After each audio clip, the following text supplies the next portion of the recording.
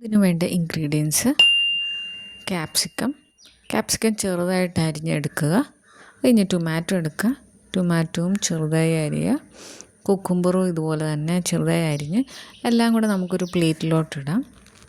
നമുക്ക് ഇനിയും കൂടുതൽ വെജിറ്റബിൾസ് ആഡ് ചെയ്യണമെങ്കിൽ ആഡ് ചെയ്യാം.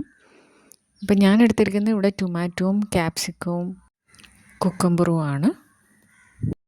എല്ലാ വെജിറ്റബിൾസോടെ ഒന്ന് മിക്സ് ചെയ്ത് കഴിഞ്ഞിട്ട് അതിനകത്ത് നമുക്ക് 1/2 ടീസ്പൂൺ ഉപ്പ്, 1/2 ടീസ്പൂൺ കുരുമുളക് പൊടി, ഒരു 1/4 ടീസ്പൂൺ ചില്ലി ഫ്ലെക്സും കൂടെ ആഡ് ചെയ്യാം.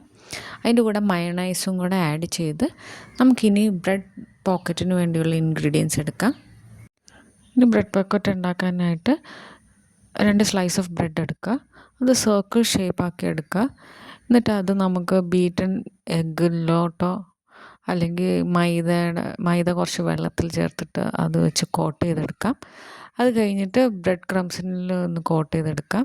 ഇനി എണ്ണ ഒരു പാനിൽ വെക്കാം. നല്ലപോലെ ചൂടാൻ വന്ന ശേഷം ഇത് അതിലോട്ടിടാം.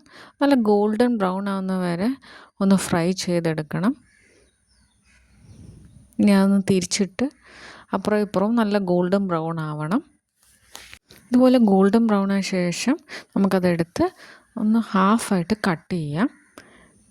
ഇതുപോലെ കട്ട് ചെയ്ത ശേഷം നമ്മൾ ആ മാറ്റി വെച്ച വെജിറ്റബിൾസും മയണൈസും എല്ലാം കൂടെ മിക്സ് ചെയ്ത് അത് നമുക്കിതിലോട്ട് ഫില്ല് ചെയ്യാം. ഇത് ഭയങ്കര ഈസി ആയിട്ടുള്ളൊരു റെസിപ്പിയാണ്. വലിയവർക്കും കുട്ടികൾക്കും എല്ലാം ഇഷ്ടപ്പെടുന്ന ഒരു റെസിപ്പിയാണ്. എല്ലാവർക്കും ഈ റെസിപ്പി ഇഷ്ടപ്പെട്ടെങ്കിൽ like and subscribe my channel.